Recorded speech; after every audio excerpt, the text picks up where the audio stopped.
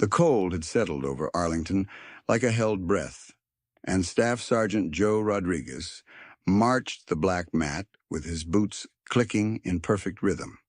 21 steps, pause, turn, repeat, while November mist drifted through rows of white headstones and the marble of the tomb glowed with a hard silver light that made the whole plaza feel carved from duty itself.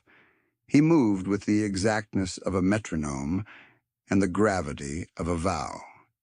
6'2", shoulders broad as a doorway, he looked less like a man than a principle-given form, his face unreadable beneath the brim of his kepi, eyes fixed on a point beyond the crowd, beyond the day, beyond comfort. Every crease in his dress blue uniform stood sharp enough to cut glass. Buttons gleamed. White gloves remained pristine despite the damp in the air.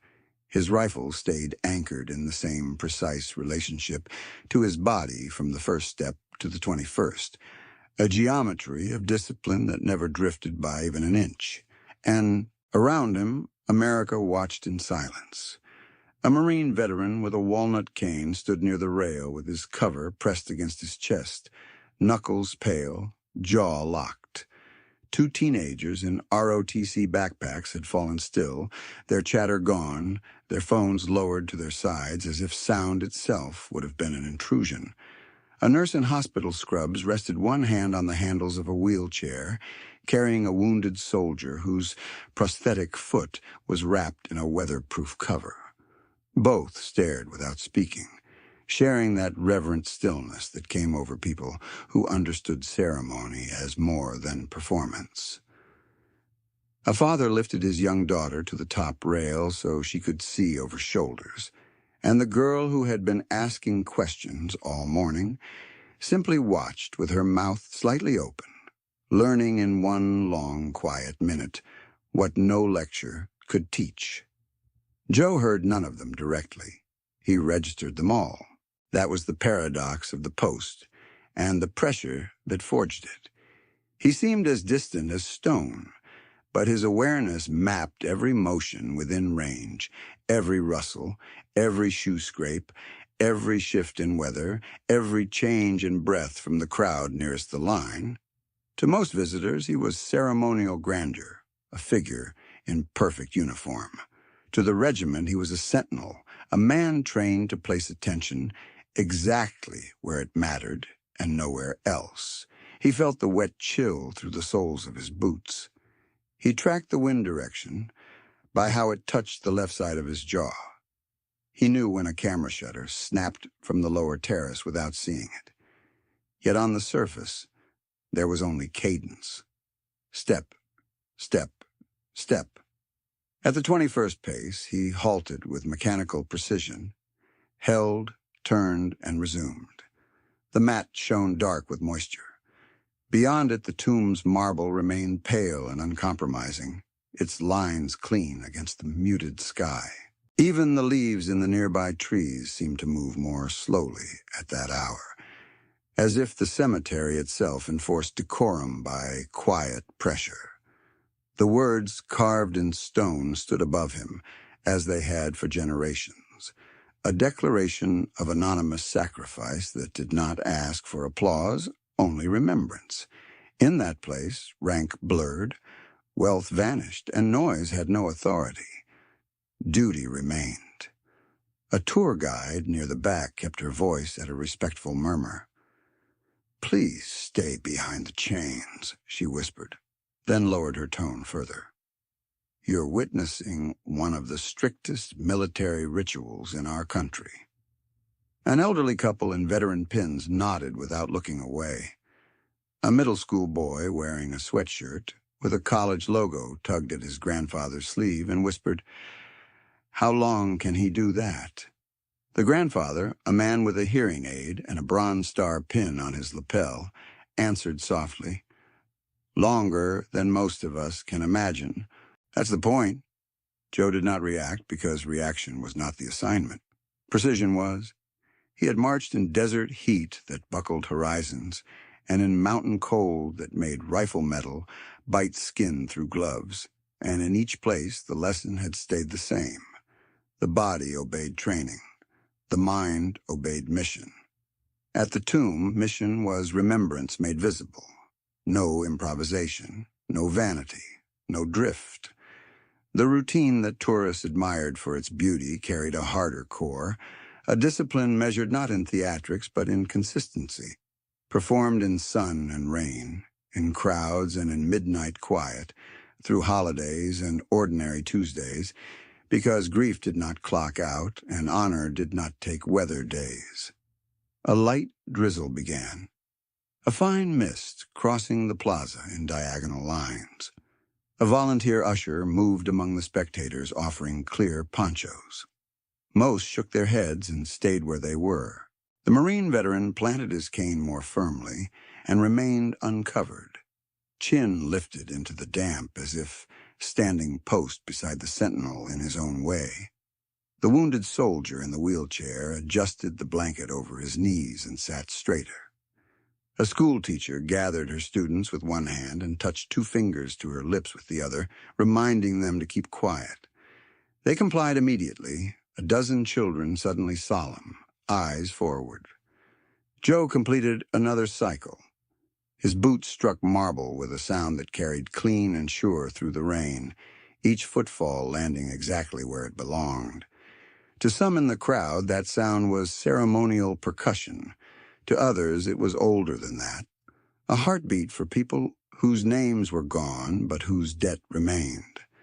The cadence stitched together generations in a way that speeches could not. Men who had fought in jungles, deserts, and cities stood in the same weather and listened to the same measured strikes.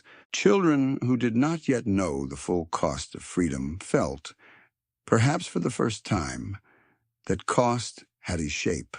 From the upper path, a pair of off-duty service members approached with their heads bare despite the drizzle, then stopped short of the crowd and stood with hands clasped behind their backs.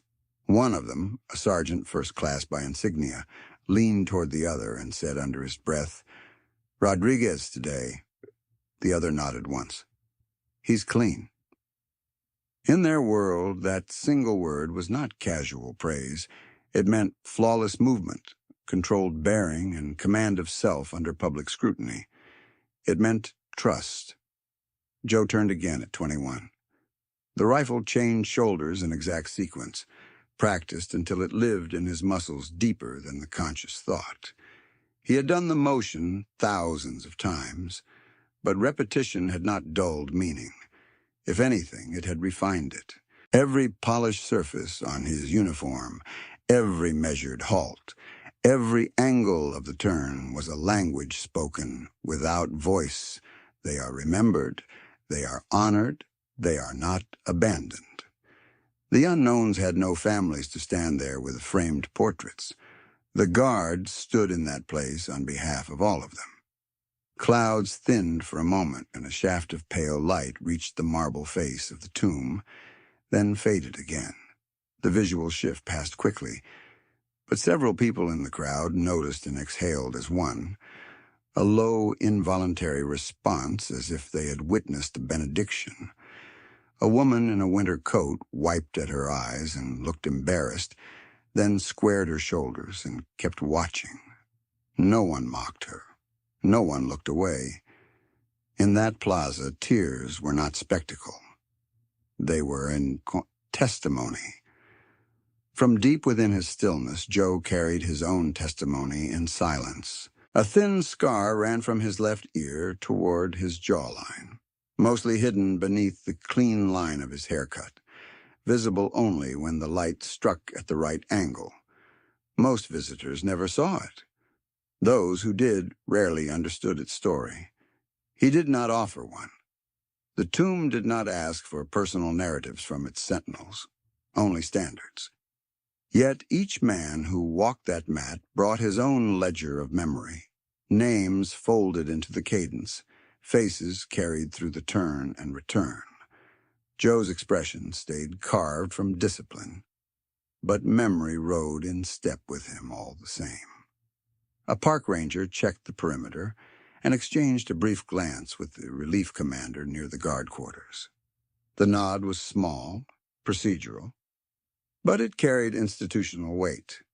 Everything was in order, chains secure, spectator line intact, weather manageable, sentinel steady. The machine of honor ran as designed, each role interlocked with the next, visible and invisible labor combining into one seamless public moment. That order was part of what people came to see, even when they did not have words for it. A place where standards still meant something, where responsibility still had edges. At 4:17 p.m., as the afternoon dimmed early under late autumn cloud, another group filed in from the main path, quiet before they even reached the rail. Among them was a woman in her 30s holding a folded program from a memorial service. She clutched it with both hands, thumb rubbing the crease as if it were a rosary. Beside her, an older man in a wool overcoat wore miniature campaign ribbons on his lapel. They took their place in the second row without speaking. Joe passed before them at exact pace and fixed gaze, and the woman's shoulders trembled once before she steadied herself. The sentinel did not acknowledge because acknowledgement was not the ritual. But presence answered presence anyway. The drizzle eased. The mist remained. Another cycle. Another turn. The daughter on her father's shoulders leaned down and whispered directly into his ear, "Why is he so serious?" The father kept his eyes on Joe and answered in a voice just above breath, "Because this place is serious." The girl absorbed that, then nodded with the solemn gravity only children can summon when truth is presented plainly.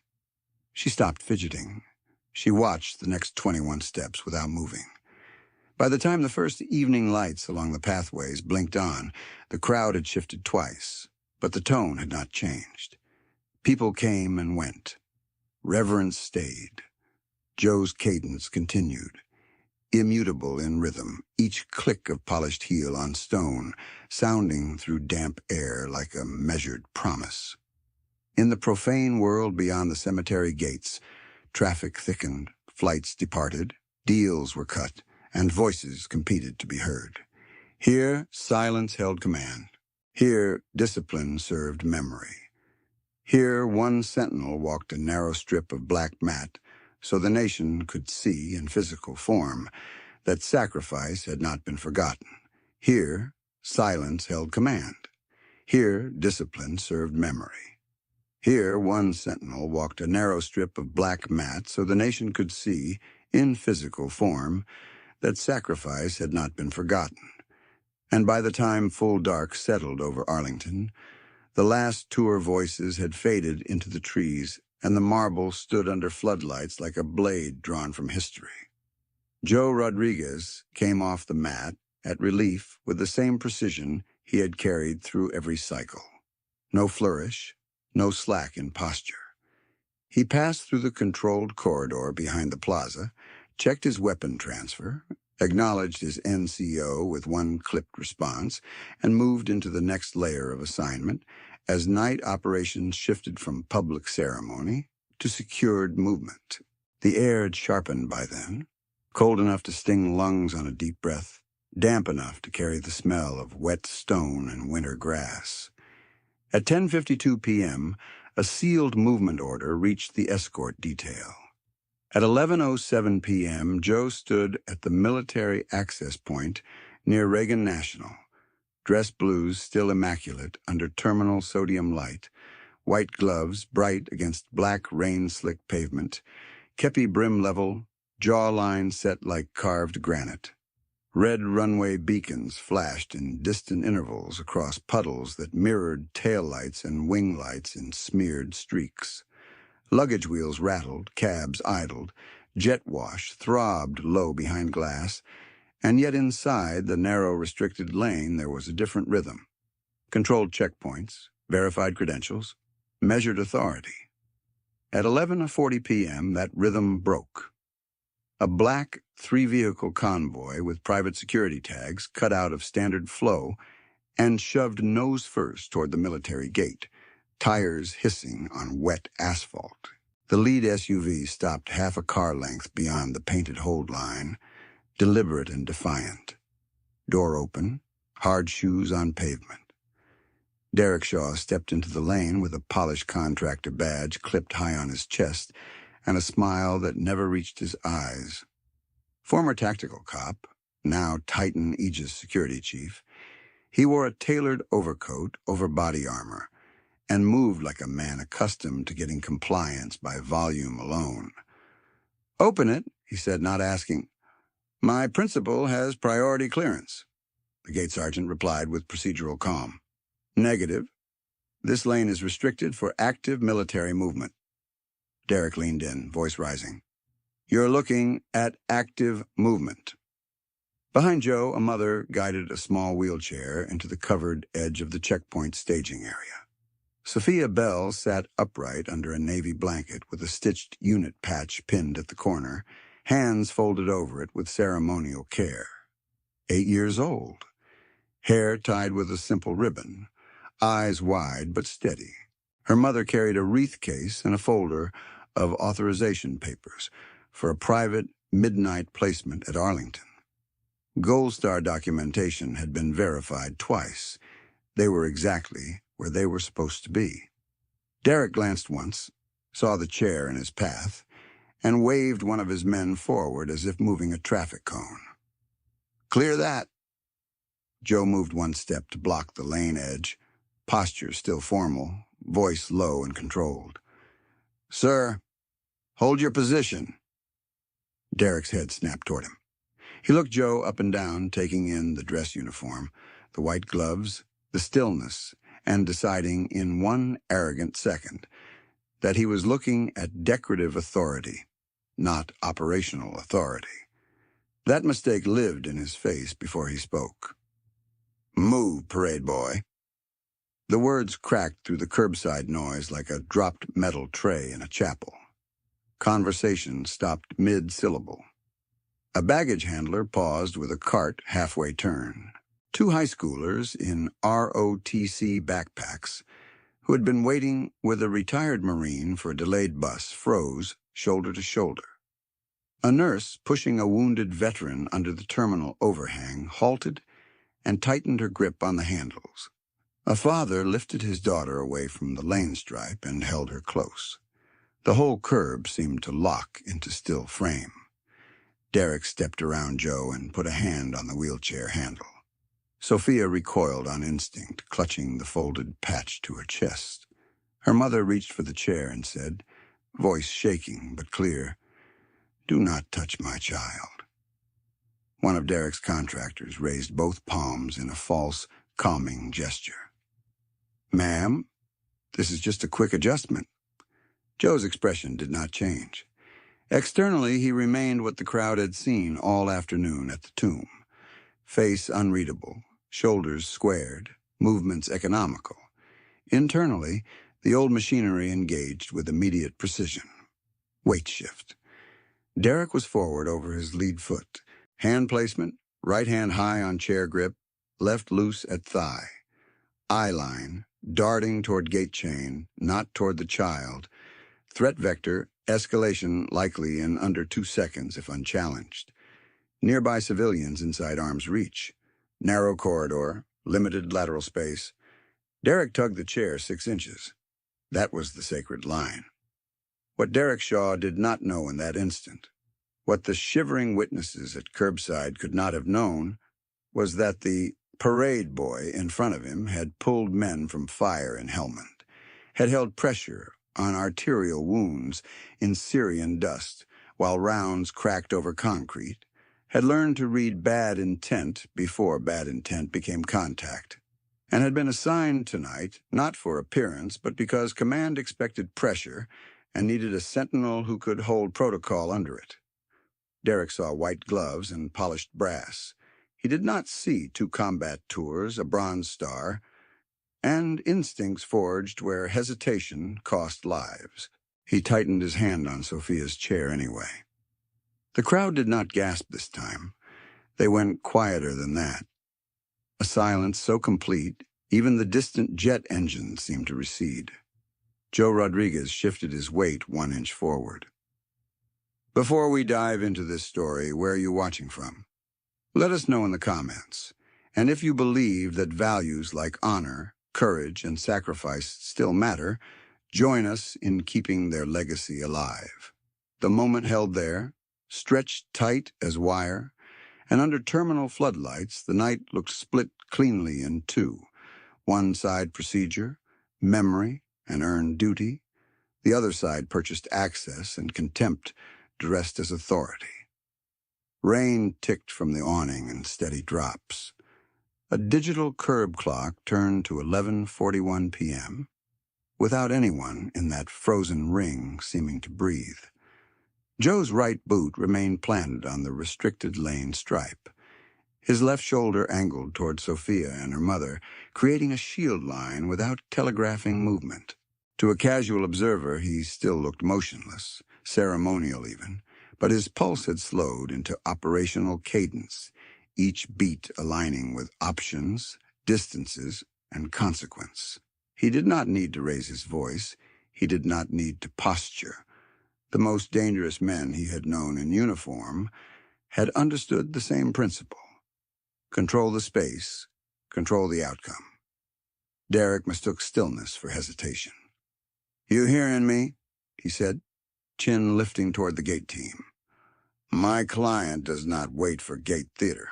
We have authorization." "Not for this lane," the sergeant answered. Derek jabbed a finger toward Joe without taking his hand off the wheelchair. "Then get your toy soldier out of my way."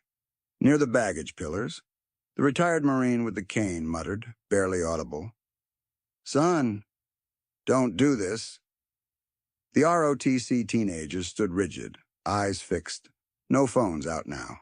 The nurse behind them lowered her head toward the veteran in her chair and whispered, "Stay with me." Even travelers who had no military connection could feel it, that non-trivial shift when a routine dispute crossed into moral terrain. A child had been placed in the center of a power move, and every witness understood on pure instinct that this was no longer about lane access. Sophia's mother took one half-step toward Derek and stopped when Joe's open hand signaled her to hold. She obeyed at once, trusting the command in that small gesture. Sophia looked up at Joe's face, searching for panic and finding none, only discipline, drawn so tight it looked like calm. What no one in the crowd knew yet was why this lane mattered tonight beyond normal protocol. Why command had layered security in concentric rings. Why one specific sentinel had been positioned at this exact bottleneck instead of inside the cemetery where tourists expected to see him. Somewhere between airport lights and Arlington marble, a 4-star general was moving alone under sealed orders. No press pool, no entourage, no ceremony script. The timeline was narrow, and interference here would ripple all the way to sacred ground. Joe knew that. Derek did not. A contractor in Derek's detail leaned close and said, "Chief, MPs are going to make this ugly." Derek brushed him off. "They won't touch us. Titan has clearance." He gave the wheelchair another short pull. Joe's gaze dropped once to Derek's hand on the grip, then rose to Derek's eyes. In that thin band of seconds, memory moved through him with the speed of reflex. Not nostalgia, not distraction, calibration, heat off burning armor plate, a friend's laugh in a dust storm, the sound of command relays over broken radios. The hard lesson that civilians in confined spaces depended on the one person willing to absorb the first surge and end it cleanly.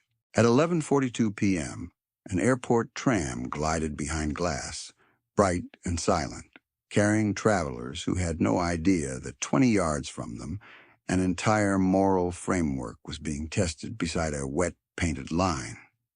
The father holding his daughter shifted behind a pillar to widen distance. The Marine planted his cane and set his feet. The nurse angled her wheelchair so the wounded veteran faced away from a possible contact. The crowd did not scatter. It arranged itself around the child in the uniform, instinctively forming a human perimeter without needing orders. America in miniature, watching and choosing sides in absolute quiet. Joe's breathing stayed even. His instincts were on high alert, but he kept his tone measured when he finally spoke. Each word deliberate, military cadence without heat. "Release the chair." Derek smirked. "Make me." The challenge hung in damp air, vulgar in its certainty. This was the anticipation edge, the narrow seam where protocol and force met, where one wrong move by the wrong man could turn a sacred mission into public chaos. Joe understood the trade-offs in real time. Remain fixed and permit continued contact with the child, or initiate controlled intervention and trigger the chain of authority already primed in the background. His training provided the framework. His oath provided the answer. He made his choice before anyone else saw it. At 11:43 p.m., just beyond the outer bollards, two military police units adjusted position in coordinated silence after receiving a nonverbal distress cue from the lane camera and Joe's pre-briefed signal profile. Their engines idled low. Their doors stayed closed for the moment. The clock was counting down whether Derek recognized it or not. Rain eased to mist. Red lights pulsed on wet pavement. Derek's badge gleamed as if polish could substitute for honor. Joe stood between him and Sophia like a wall that had learned to walk upright and then decided, for one measured heartbeat longer, to stay still. What happened next would decide who that night belonged to, the man who purchased access or the man who had earned stewardship of the line. What happened next would decide who that night belonged to. And in the held space between Derek Shaw's smirk and Joe Rodriguez's next movement, the whole corridor seemed to reveal itself in a ruthless detail, as if pressure had sharpened every edge in the world. Rainwater streamed along the curb, cut in thin silver ribbons. The painted lane markers shone under floodlights, white and yellow lines bright against black asphalt, like signal flares laid flat on the ground.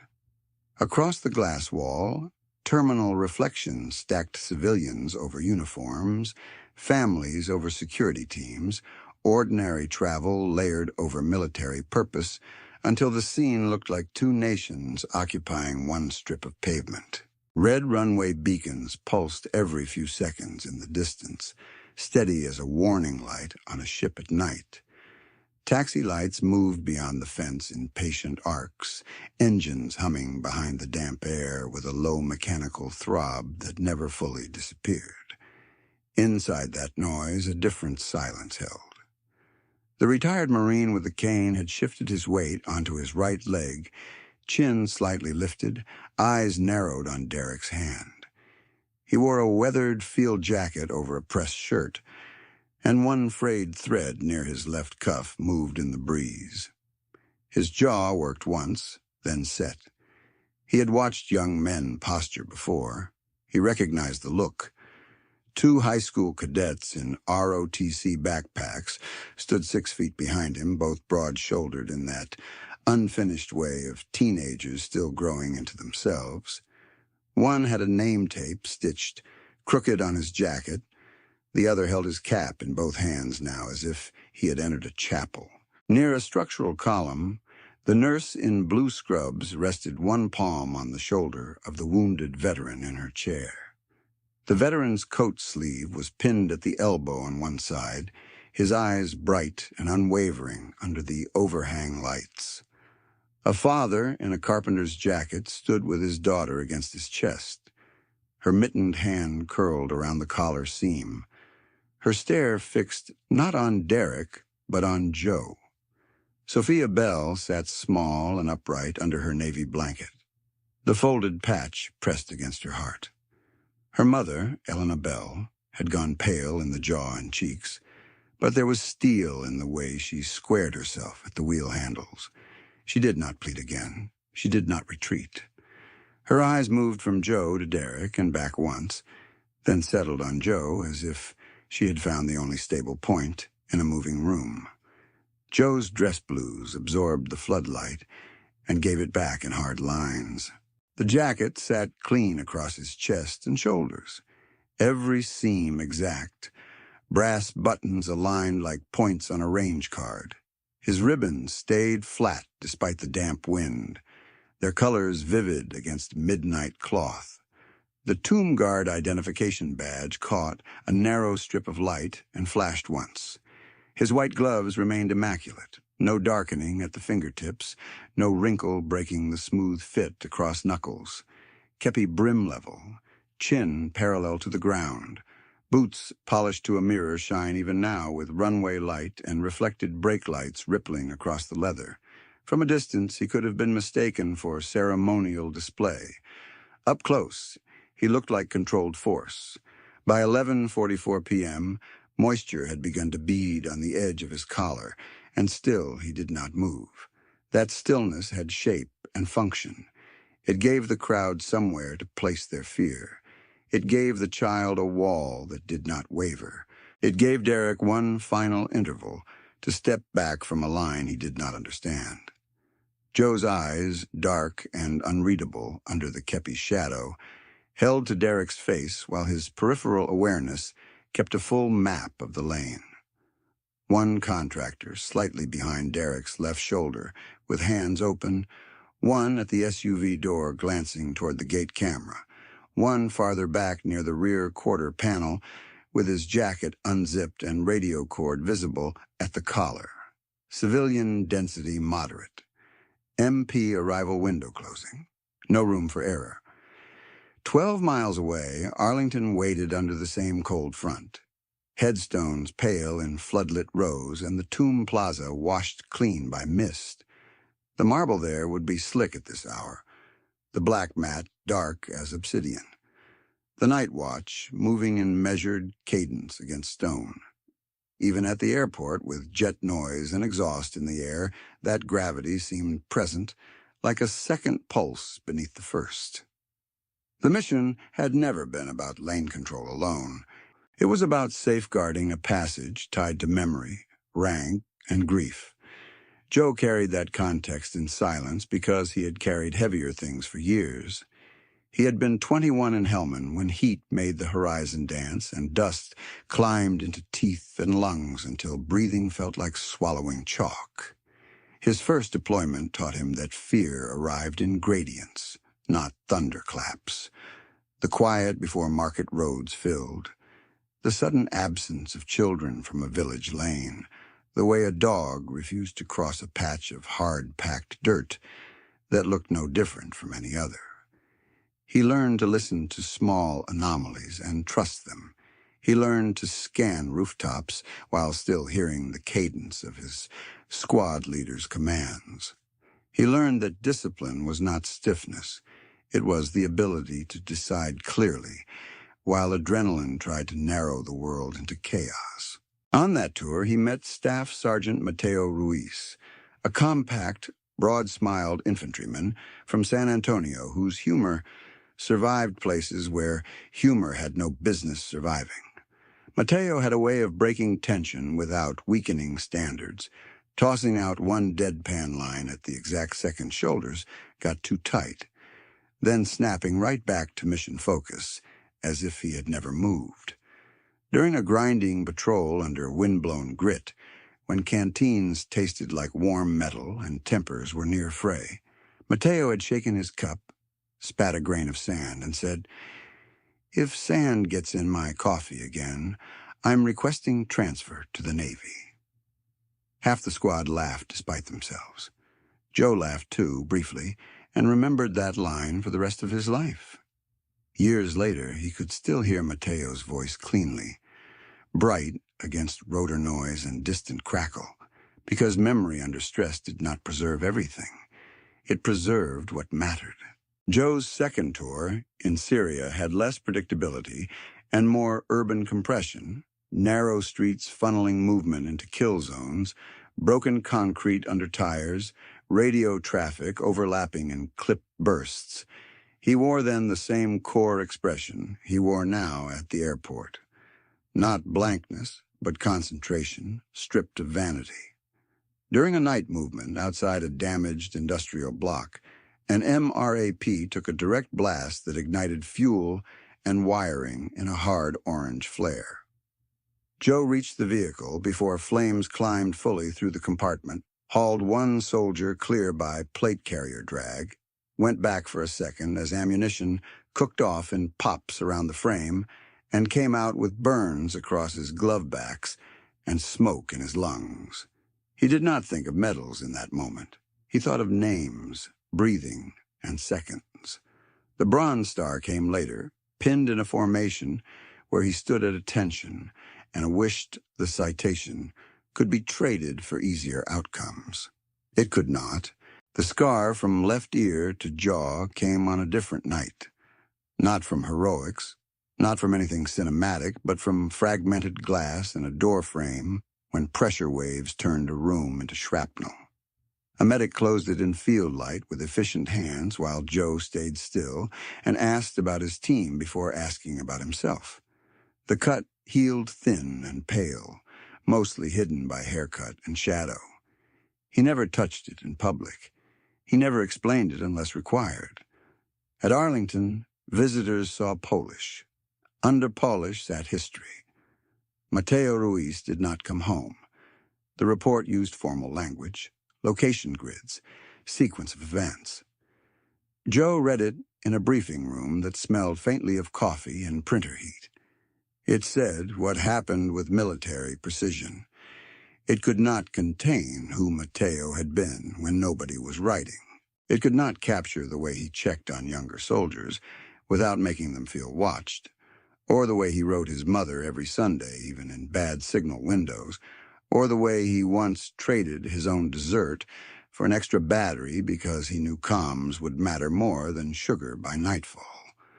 Death notices recorded facts. Brothers carried texture. For months after, Joe kept hearing Mateo's joke about Navy coffee in places with no dust at all. That was the underlying wound he brought into every assignment afterward. And it was why the tomb called to him with a force rank alone could not explain. In the unknowns, he saw the final shape of military service stripped of biography and applause. No one asked those men what they preferred, where they grew up, what jokes they told when rain got into rations, who waited for them at home. They stood for all of them. Guarding that marble was not pageantry to him. It was an oath made operational. If names were lost, honor would not be. Honor, if stories were missing, vigilance would remain. When he was selected for the Old Guard, he approached the training the same way he had approached combat preparation, with respect for detail and no appetite for shortcuts. Uniform preparation became ritual and discipline intertwined. Threads clipped flush, brass polished to exact gleam, trousers pressed until each crease held hard enough to catch light like a blade, glove fit checked, rechecked, rifle manual drilled until sequence and balance lived beneath thought. He practiced in heat, in cold, in rain, in night hours when muscle fatigue tested precision. 21 steps were never casual. They were measured, tribute repeated, until body and purpose aligned. The first week he marched at the tomb, dawn mist hanging low over the plaza, he felt Mateo beside him in the only way grief sometimes allows. Not as vision, not as fantasy, but as a steady pressure to do the task cleanly and without complaint. Joe did not speak the name aloud on the mat. He carried it in cadence. 21 steps, pause, turn, repeat. A vow in motion. By late spring of his second year in the unit, senior leadership had noticed what the public could not parse in technical terms, but always felt in presence. Joe's composure held under stress without brittleness. He corrected quietly. He absorbed noise without losing sequence. He could shift from ceremonial precision to protective posture in one controlled transition, and then settle back into protocol without residue. That capacity made him valuable for nights like this one, when sacred mission and civilian space overlapped in non-trivial ways. Tonight's sealed order had arrived because a four-star general was coming to Arlington alone, not as spectacle, not for cameras, but for private remembrance tied to a name that had lived for years behind rank and command briefings. Joe had read only the necessary fragments. Movement window, restricted access points, no deviation. He asked no extra questions. Need to know was enough. Duty did not require curiosity to be effective. At the curb, Derek Shaw's hand remained on Sophia's chair. Joe's mind returned from memory to geometry, and immediate consequence with no visible transition. The airport came back into full sensory focus. Diesel trace in wet air, distant PA announcement blurred by echoes, raindrops ticking from awning edge, Elena Bell's controlled breathing one pace behind his shoulder, and beneath it all the old internal cadence that had carried him through Helmand dust, Syrian smoke, and Arlington stone. His next action would not come from anger. It would come from oath, training, and the unbroken line between the unknowns and the child in front of him now. Derek Shaw mistook that discipline for passivity, because his entire career had taught him that the loudest badge in the lane won. He had built his reputation in municipal tactical policing years earlier, where he learned quickly that command voice and controlled intimidation could clear hallways faster than policy memos ever could. When he left public service for private contracting, he traded a department patch for a Titan Aegis credential and discovered that money widened doors in ways statutes never did. By 42, he was security chief for clients who measured urgency in contracts and influence, not in law. He cultivated a look that telegraphed authority at a glance. Close-cropped hair gone steel gray at the temples, overcoat tailored over hard armor, black gloves tucked into his belt, polished badge clipped high enough for cameras to catch first. The smirk came standard, an expression that said he had never waited in an ordinary line in his life. Tonight, he had promised more than protection. He had promised access. In the rear SUV, a foreign procurement representative sat behind smoked glass with a translator and two assistants waiting for the shortcut Derek had guaranteed. A fast pass through military-controlled corridors, a perimeter stop near Arlington, a private photo under floodlights to signal proximity to American power. It was not authorized. It was not subtle. Derek had sold it anyway, convinced that private credentials, aggressive timing, and a little public pressure at the gate would force compliance from people who preferred to avoid scenes. He stepped closer to Joe now, wet pavement reflecting both men in broken fragments, and let his voice carry. "You're standing in my route." Joe did not answer. That refusal to engage in Derek's register irritated him more than a shouted challenge would have. Derek understood argument. He understood threats. He understood negotiation disguised as courtesy. He did not understand silence backed by institutional certainty. To him, a man in ceremonial dress at an airport gate was theater staff, not a decision-maker.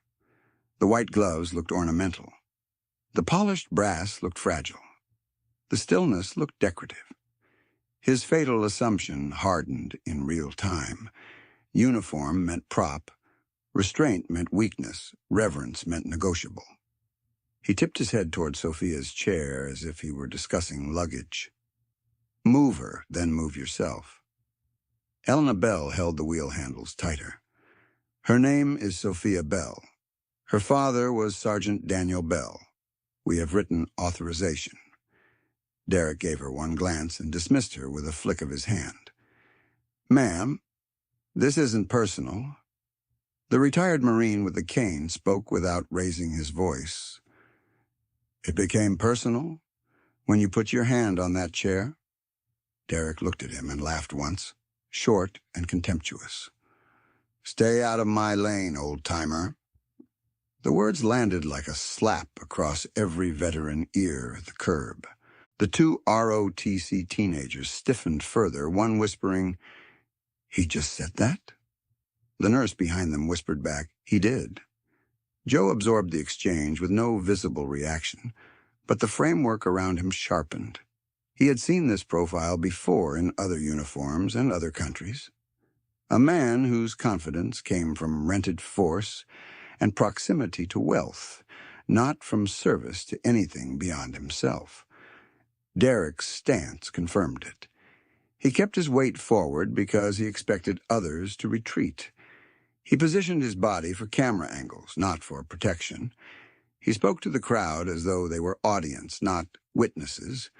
Even his men mirrored him in miniature, shoulders broad, expressions hard, but their eyes kept checking for consequences. At 11:45 p.m., a wind gust swept mist beneath the terminal overhang and rattled a row of unattended luggage carts. No one reached for them. Every face stayed turned toward the lane. The gate sergeant tried once more, procedural and exact. "Mr. Shaw, your convoy is not cleared for this corridor. Back out and stage at commercial access point Bravo."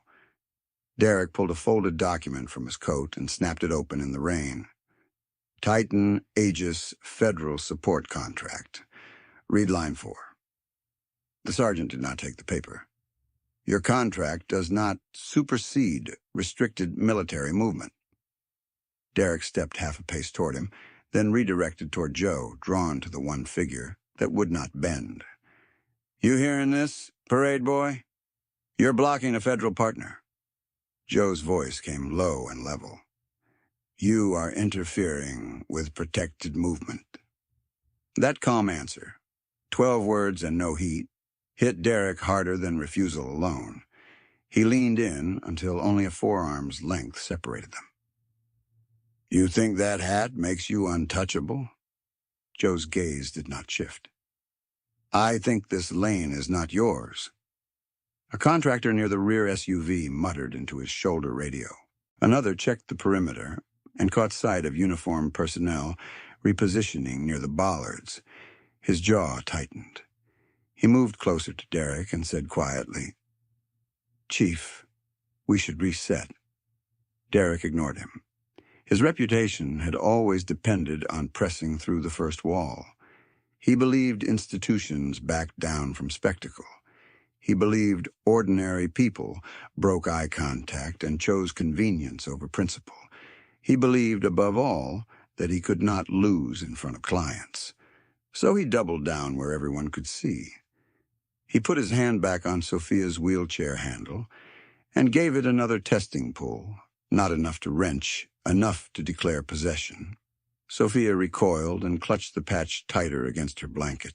Elena Bell moved with the chair and planted her feet, voice shaking but unbroken. "Take your hand off my daughter." Derek did not look at her. "Then clear the lane." The father holding his little girl shifted farther behind a pillar and said into her hair, "Stay with me." The child nodded, eyes wet but fixed on Joe. The wounded veteran in the nurse's chair drew a slow breath and said, "He's done now." The Marine with the cane answered, "He just doesn't know it yet."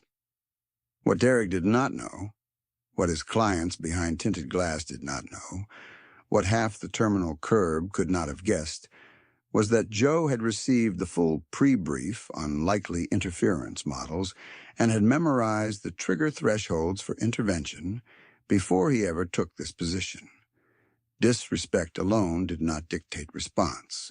Contact with a protected minor did. Interference with sealed military transit did. Continued non-compliance after direct warning did.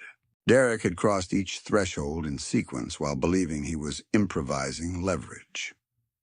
Rain dotted Derek's overcoat in dark circles. He spread both hands theatrically to the onlookers and said, "Everybody relax.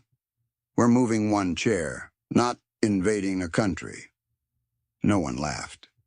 His confidence started to fray at the edges then, not enough to retreat, enough to show in micro-movements. His chin lifted too high. His words came faster.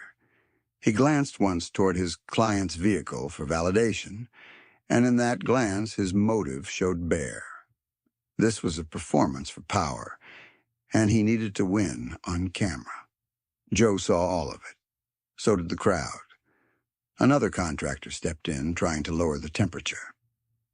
"Sergeant, we can escort around your line if that helps." "Staff Sergeant," Joe corrected without emphasis, eyes still on Derek. "And no." The correction carried rank, standard, and warning in one measured syllable. Derek heard only the refusal. He nodded slowly, smile returning in a tighter form. "Then you leave me no choice." He raised his voice toward his team. "Advance the convoy." No one moved. He snapped, sharper. "I said, advance."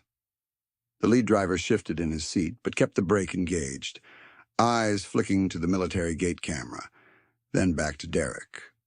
The second SUV's engine idled louder, exhaust pluming into mist. Still no movement. Derek was accustomed to instant compliance, and the hesitation from his own men unsettled him visibly. Several minutes into the standoff, the curb had transformed from transit space into civic witness box. Travelers paused with boarding passes in hand. Airport workers stood with scanner wands hanging at their sides.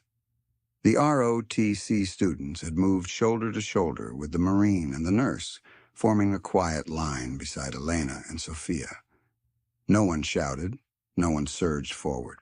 They simply held the perimeter with their presence and waited for the uniform and dress blues to decide what came next. Joe remained externally motionless, but every system inside him ran hot and exact. He tracked Derek's hands. He tracked the nearest contractor's breathing rate. He tracked the angle between Elena's left elbow and the wheelchair wheel lock. He tracked the location of each civilian by size, footing, and likely reaction time if contact erupted. His right calf muscle tightened, then released. His shoulders stayed level. His voice did not rise. "Final warning," he said. "Release the chair. Step back." Derek's answer came through clenched confidence. "You don't give me warnings." And he reached again. Seconds stretched into distinct pieces. The next raindrop off the awning sounded loud as a tap on glass. A baggage cart alarm chirped once in the distance and cut out. Somewhere overhead, a departure announcement blurred into static. In the lane, every witness leaned into the same silent expectation. Joe's eyes shifted once, quick as a blade flash, to Sophia's right hand. She had pressed the folded patch so hard her knuckles had gone pale. The sight landed deeper than protocol language. A child of the fallen, clutching symbol and memory while a man in purchased authority treated her like movable obstruction.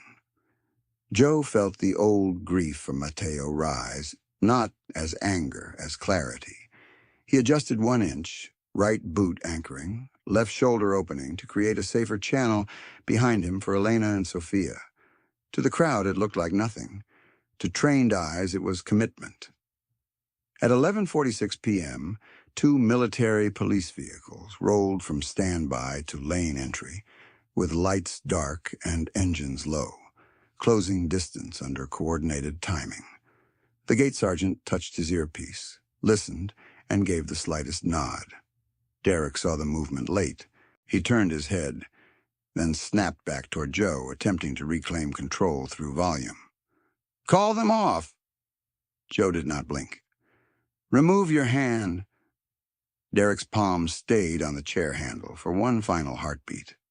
The crowd froze so completely that even breathing seemed negotiated, one person at a time. Elena Bell stood rigid, eyes on Joe. Sophia looked up at him as if waiting for a command she could trust. The Marine's cane tip pressed into wet concrete. The ROTC teams held their caps against their chests. The nurse whispered, "Right now," without realizing she had spoken aloud. Joe Rodriguez held the line, carved from discipline, every instinct firing, every muscle coiled beneath immaculate wool, and gave Derek Shaw exactly one last chance to choose honor over humiliation before consequence arrived. The chance expired. Joe moved. It was not a lunge, not a shove, not the kind of reaction Derek had spent years baiting out of men he could later frame as unstable.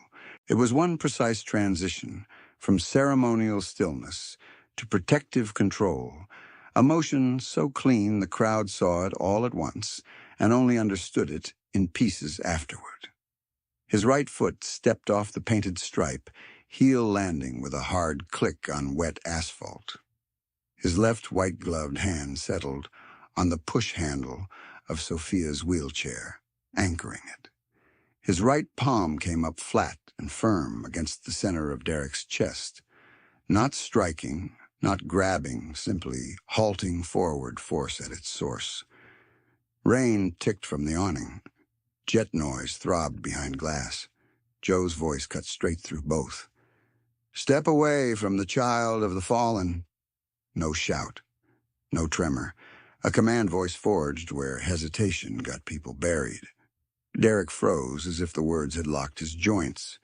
His chin stayed high for one stunned heartbeat, then dropped a fraction, as he registered the physics of the moment. He was no longer controlling distance, no longer directing pace, no longer the loudest authority in the lane. Joe's open palm held him exactly where he stood, centered and balanced, while Joe's other hand protected Sophia with a steadiness that made the contrast unbearable. Purchased power on one side, earned duty on the other. The crowd drew breath in a single sharp wave. The retired Marine's cane tapped once against concrete. One ROTC student whispered, "Did you see that?" The other answered, "Yes, sir," though no one had asked him anything. The nurse behind them tightened her hand on the wounded veteran's shoulder, and the veteran nodded slowly, eyes never leaving Joe. The father by the pillar lowered his daughter just enough to shield her face against his chest, then looked back toward the lane because he understood he was watching a line hold under pressure. Derek tried to recover with volume. "Take your hand off me." Joe did not move his palm. "Release the chair." Derek looked down. His fingers were still hooked around the handle near Joe's glove. He let go without meaning to, reflex overruling ego, then glanced toward his contractors for support. He found hesitation instead. The nearest man had already stepped back half a pace, hands visible, reading the room with more realism than his chief. Another had unclipped his radio and lowered it toward his belt, telegraphing surrender before any order was spoken. 40 seconds after Joe stepped in, military police units rolled fully into the restricted lane with lights still dark, doors opening in synchronized sequence. Boots hit wet pavement. Reflective MP markings flashed under floodlights. 2 officers moved to Derek's flanks, one to the contractor nearest Elena Bell, another toward the lead SUV to secure the driver and keys. Their posture was controlled, procedural, and final. "Tight in detail. Hands where we can see them," the lead MP said. "Do it now." Derek pointed at Joe, voice cracking between outrage and disbelief. "He assaulted me. He put hands on me in front of witnesses." The MP did not even look at Joe first. He looked at Sophia, then Elena, then the handprint of rain on Derek's overcoat where Joe's palm had halted him. The assessment took less than a second. "Sir," the MP said, "you were warned repeatedly and made contact with a protected minor's mobility device. Turn around." Derek did not turn. "You have no idea who I work for." Joe eased his hand off Derek's chest only when the MP team had full control of spacing. He kept his left hand on Sophia's chair until Elena's grip settled and the wheel lock clicked into place. Then he stepped back one measured pace, shoulders square, returning his arms to his sides as if he had merely completed a drill movement. The protocol breach had lasted seconds. Its purpose had been protection, nothing more. Sophia looked up at him with wet eyes and whispered, "Thank you, Sergeant." Joe gave the smallest nod permitted by the moment. "You're safe, Sophia." Derek surged forward half a step in fresh protest, and two MPs closed his movement corridor instantly. No takedown, no spectacle, only disciplined containment. One officer guided his wrists behind his back and secured flex cuffs while reciting detention language in a calm tone that carried clearly to every witness. Another collected Derek's contractor badge and held it up for body camera capture before sealing it in an evidence pouch.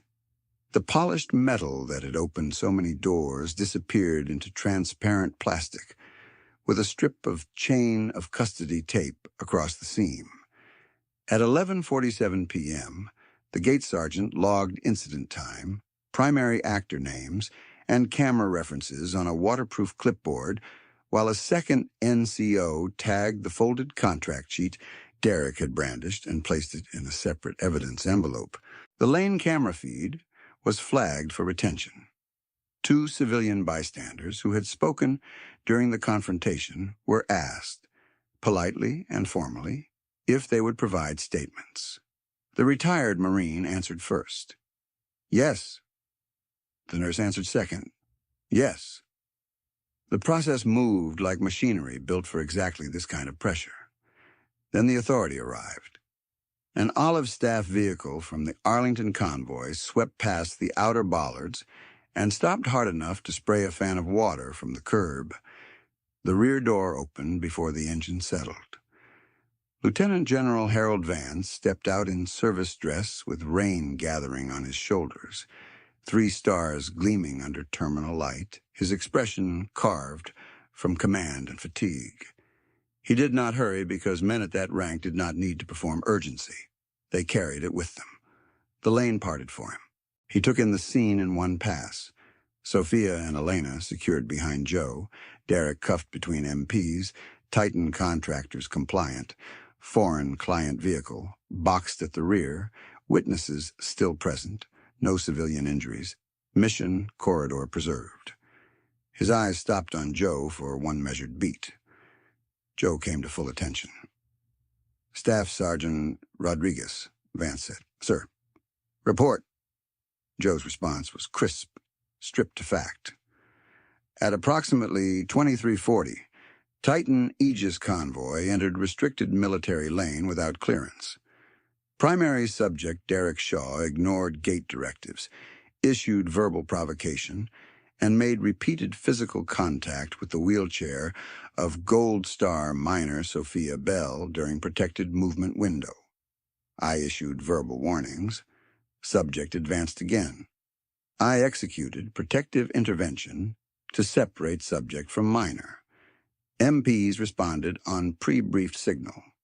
"Lane secured, sir." Vance turned to Derek. "Mr. Shaw, do you dispute any element of that report?" Derek lifted his cuffed hands as far as the restraint allowed. "I dispute all of it. Your man overstepped. We are federal partners. My client is waiting because of this theater." Vance's gaze didn't soften. "Your client can keep waiting?" Derek tried one last angle. "Call Titan headquarters. They'll clear this in 2 minutes." Vance held out his hand. An aide from the staff vehicle passed him a sealed credential packet. Vance opened it, removed a typed authorization matrix, and spoke loudly enough for the MPS, gate team, and witnesses to hear each word.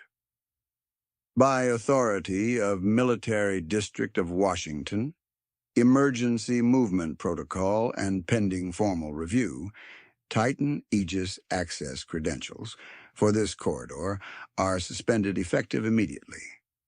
He looked up from the paper, eyes on Derek. You are detained for interference with military movement and endangerment of a Gold Star miner. You will be transferred to federal custody before 0100. The sentence landed like steel dropped on stone. Derek's smirk finally died. You can't do that over a misunderstanding. Vance stepped closer, rain running off his cap brim. This was not a misunderstanding. This was contempt, documented on camera, in front of a child and 50 witnesses. He turned slightly, including the lane in his command voice. Record that statement. An MP answered. Record it, sir. The foreign procurement representative in the rear SUV cracked his door and began speaking rapidly to his translator. Vance did not acknowledge him. Instead, he addressed the MP team leader. Escort that delegation to commercial exit under supervision. No stop at Arlington perimeter, no photography. Note attempted unauthorized access in the diplomatic incident log. Yes, sir. Within moments, the SUV doors shut again. Engines shifted into reverse under MP direction. The convoy that had arrived like entitlement now backed out in silence. Tire hiss replacing bravado, red taillights smearing across wet pavement as it disappeared toward the public lanes. Derek watched it go and understood, too late, that he had been abandoned by the very performance he thought he controlled. Vance faced Joe again. The crowd leaned forward without realizing it. Staff Sergeant Rodriguez, your intervention was lawful, measured, and necessary, he said. You preserved mission integrity and protected a Gold Star family under direct pressure. That is exactly what this uniform requires. Thank you, sir. Vance's eyes shifted to Sophia, and his voice lowered one register. Miss Bell, you and your mother will proceed on schedule. Your father will be honored tonight without further interference. Sophia nodded, fingers still wrapped around the folded patch. Elena exhaled for what felt like the first time in 10 minutes. Thank you, General. By 11:52 p.m., the lane was operational again, but nothing about the witnesses was unchanged. The ROTC student stood straighter. The Marine lifted his cover and held it over his heart. The nurse brushed rain from the wounded veteran's sleeve, and he whispered, "That's how it's done." The father near the pillar set his daughter down. She saluted Joe with solemn concentration she had learned only minutes earlier. Joe returned a slight incline of his head, then resumed his post position at the lane edge, posture reset to ceremonial exactness, as if force and stillness had never been separate skills. Behind him, MPs completed evidence seals and witness slips. Derek was guided toward the transport vehicle, still talking, no longer heard. His badge, his paper authorization, and the lane footage reference numbers were logged, signed, and transferred. External calls were made to federal duty officers, and confirmations came back in clipped acknowledgments, received, documented, actioned. At 11:54 p.m., with rain thinning to mist and runway lights pulsing beyond glass, Lieutenant General Vance gave the final order that stitched the night back into purpose. Move the Bell party. Joe took position beside Sophia's wheelchair, one white-gloved hand near but not touching, eyes forward, boots aligned to the corridor that led away from the profane noise of the terminal and back toward the sacred marble waiting in the dark. The procession moved at 11:55 p.m., quiet and tight, leaving the terminal's fluorescent glare behind as if stepping out of a profane argument and back into a chapel. Joe walked on Sophia's right side, one pace ahead of her wheel, Elena on the left with both hands steady on the grips, and two MPs trailing at respectful distance. Lieutenant General Vance remained near the gate long enough to sign the initial detention authorization on a hood-mounted clipboard, then turned to his aide and said, "Notify Judge Advocate on duty. I want formal charges logged before 0100. The aide answered, Already on secure line, sir, and lifted a phone toward the rain. The drive from the airport to Arlington was short, but the night stretched with the wait. Red and blue city lights fell away behind them, replaced by dark tree lines and the pale geometry of headstones under flood lamps. In the lead vehicle, the wreath case lay across Elena's lap, her thumbs resting on the brass clasp, as if she were holding a pulse. Sophia sat wrapped in navy wool, folded unit patch still against her chest, eyes fixed through the window at the road ahead. Joe sat opposite them on a side bench, posture upright despite the hour, white gloves unmarked, gaze forward. To anyone else, he looked carved from procedure. Inside, the pressure of the lane had not vanished. It had settled into a deeper register, the way recoil settles after a controlled shot. By 12:08 a.m., the convoy entered Arlington through a secured service approach closed to public traffic. The cemetery opened around them in disciplined silence, rows of white stones climbing the dark hills like ranks in eternal formation. Mist moved low over the ground. Floodlights cast long, clean shadows. The air smelled of wet grass, marble, and November cold. At the Tomb Plaza, a reduced midnight detail waited in full dress, every movement clipped and exact. No tourists now, no camera chatter, only mission. The relief commander met them at the lower steps, saluted Vance, then inclined his head to Elena and Sophia with formal courtesy. Mrs. Bell, Miss Bell, we are ready when you are. Elena swallowed and nodded. Sophia lifted her chin with 8-year-old determination that looked older than years. As they prepared to move up, an MP sergeant approached Vance with a sealed evidence case and spoke in a low voice that still carried in the quiet. Sir, update for record. Contractor badge, contract document, and lane footage reference logs transferred to federal custody desk at 0003. Chain of custody signatures complete. Body cam files mirrored to secure archive. He handed over a receipt sheet in a transparent sleeve. Vance scanned it, signed the acknowledgement line, and returned it. Add this incident to Movement Integrity Bulletin by morning brief. Yes, sir. A second officer stepped in with a tablet. Witness statements uploaded. Retired Marine, civilian nurse, and Titan employee, Grant Leland, all corroborate contact with the wheelchair and refusal of orders. Leland stated he warned Shaw to reset and disengage.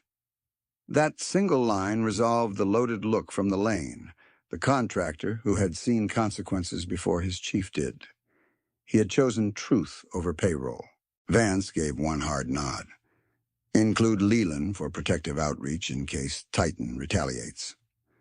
Already flagged, sir. Joe heard it all without turning his head. Systems closing, threads tied, disorder converted to record. The wreath movement began at 12:14 a.m. The plaza stones held moisture and reflected the tomb's floodlit face in wavering silver. The sentinel on duty completed his cycle, halted, and the ritual window opened. Joe did not take center. He shifted to flank security, shoulders squared, eyes scanning perimeter arcs, while Elena pushed Sophia toward the designated point. A chaplain in dark overcoat stood back with hands folded, saying nothing until the family reached position. Then, softly, "Whenever you're ready." Elena opened the wreath case. White flowers and deep red blooms breathed cold air. Sophia reached with both hands, small fingers trembling once, then steadying. Joe stepped closer, not touching, just close enough to make the distance feel defended. Together, mother and daughter lifted the wreath and set it against the stand before the tomb of the unknown soldier. Sophia whispered first, voice thin with tears she was refusing to surrender. "For my dad." Elena's answer broke halfway through and held anyway. "For Sergeant Daniel Bell." Home guard, always. The chaplain bowed his head, Joe's jaw tightened by a fraction, then returned to stillness. Above them, marble words endured in carved certainty. Around them, the cemetery watched in white rows. When the wreath was in place, Sophia turned in her chair and looked up at Joe. Her eyes shone in the floodlight, wet and unwavering. "Did I do it right, Staff Sergeant?" Joe knelt one controlled motion, so he met her at eye level, careful not to brush his uniform against the damp stone. His voice was low, formal, and gentle in the same breath. "You honored him with courage. You did it exactly right?" She held his gaze, then raised her small right hand into a salute that trembled at the wrist, but never dropped. Joe returned it, crisp and perfect. And for one suspended second, the plaza held only that exchange. A child of the fallen and a sentinel of the fallen, both keeping faith. At 12:21 a.m., duty communications reached the plaza from the operations office just below grade. The relief commander received the call, listened, then stepped to Vance. "Sir, call back from federal duty magistrate. Initial charges filed against Derek Shaw. Interference with military operations, unlawful physical interference with protected movement, and child endangerment under federal jurisdiction. Detention transfer confirmed at 0019. Titan Aegis corridor privileges suspended pending full review. Notice served to their general counsel." Vance answered, "Log it and push copy to District Command by 0600. "Yes, sir." The external calls made at the gate had now returned as consequence. Vance remained another minute, then removed a folded paper from his inner pocket and handed it to Joe. "Staff Sergeant, sealed notation from tonight's movement detail for your command file." Joe accepted it with both hands. "Sir?" Vance held his gaze. "You did not break protocol tonight. You preserved its purpose." Then he turned to Elena and Sophia, offered a final nod, and departed down the lower path with his aide and MPs, boots fading into mist. 3 days earlier, Joe might have expected the night to end there. It did not. At 12:29 a.m., headlights appeared at the far service turn, then dimmed. A single sedan rolled forward without escort, stopped short of the plaza, and idled down. No flags on fenders, no press vehicle, no staff cluster. The driver exited first, opened the rear door, and stepped away. The man who emerged wore a dark overcoat over service uniform, shoulders carrying the quiet gravity of command at its highest tier. 4 silver stars caught the floodlight and then settled into shadow. General Nathaniel Whitaker had arrived alone. Even in that sacred place, rank did not erase ritual. He removed his cap, held it at his side, and approached on foot. The on-duty sentinel continued cadence. Joe moved to formal attention at flank position. Whitaker gave no speech, requested no ceremony, accepted no introduction beyond Vance's pre-filed clearance, waiting in the operations log. The relief commander acknowledged him in a low voice and withdrew. Whitaker stopped 6 feet from the tomb and stood in full silence for a long moment, breathing visible in the cold. When he finally spoke, it was not command voice. It was grief stripped of armor. "Mateo Ruiz." The name crossed the marble in a near whisper and hit Joe like a physical impact. Not because he had forgotten it for a single day, but because he had carried it mostly alone, packed beneath duty where names of friends often go when the world keeps moving. Hearing it here from the highest rank in his chain revealed the hidden architecture beneath the sealed order. This midnight visit had never been optics. It had been remembrance with rank set aside. Joe kept posture. His eyes remained forward. But inside him, Hellman dust and Syrian smoke and Arlington stone aligned into one unbroken line. Mateo had not vanished into paperwork. Mateo was known. Whitaker did not turn around when he spoke again. "Staff Sergeant Rodriguez." General. He was in my 1st Brigade, brief as a lieutenant. Ruiz. Always volunteered first. Always made other men steadier. A pause, controlled and rough at the edges. I should have said his name sooner. Joe answered with measured cadence. Sir, his name has been carried. Whitaker gave one small nod. I know. That is why you were here tonight. He replaced his cap, straightened, and stepped back. No handshake, no camera, no spectacle. Before leaving, he looked once to Sophia, who watched him with solemn curiosity, and said, Your father is honored among the best of us. Sophia whispered, Thank you, General. By 12:41 a.m., Whitaker's sedan was gone, its taillights swallowed by the trees. The plaza returned to its austere rhythm. Elena kissed Sophia's forehead, then allowed an escort to guide them toward the departure vehicle. At the base of the steps, Sophia turned back in her chair and lifted the folded patch toward Joe like a standard. He answered with one final nod. She smiled through tears, then disappeared into mist with her mother. The relief commander checked his watch, then looked to Joe. Rodriguez, post is yours. Joe stepped onto the black mat. His boots clicked in perfect rhythm. 21 steps. Pause, turn, repeat. At 1 a.m., operations logged final dispositions. Evidence received and sealed under case number. Witness packets accepted. Detention confirmed. Credential revocations active. Movement completed without injury. Gold Star family returned safely.